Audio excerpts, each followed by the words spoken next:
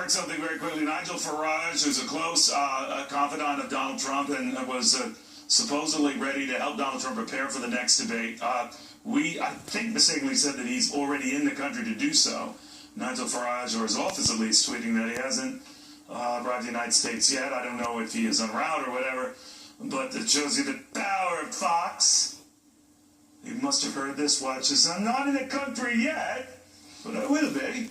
So, as soon as he lands and talk about this, there's a guy you want in your corner if you don't know, debating-wise. He's a very good debater. So, anyway, if you can help Donald Trump, he's obviously going to do that whenever he arrives. Meanwhile, we're finding out more and more about this Iran deal, and the more we uncover, the more it smells. It's one thing to hear about the $1.7 billion worth of cash exchanged almost at the exact same time. The hostages were released in 2 different jets.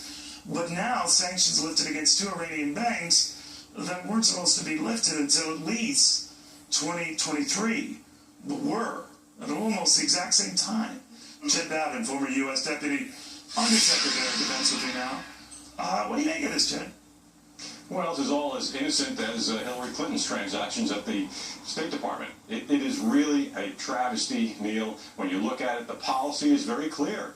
Obama has been favoring Iran all through his administration. He made that nuclear deal, which is, frankly, the worst possible deal. And all of these things now to pay a ransom for the hostages, you look at where they got the money from. Number one, the payment was probably illegal because it was made in terms of helping a terrorist nation. And that violates, I don't know, the Patriot Act and several other acts. And they took the money from the U.S. Treasury's Judgment Fund, which is basically a bottomless money pit intended to pay off judgments against the federal government. Well, there wasn't any judgment there. And now you go to the third step, and I'm just maybe going off the little subject here, but you know, they're taking more money, apparently, another couple of $2 billion from the same judgment fund in the Treasury to pay off and prop up Obamacare.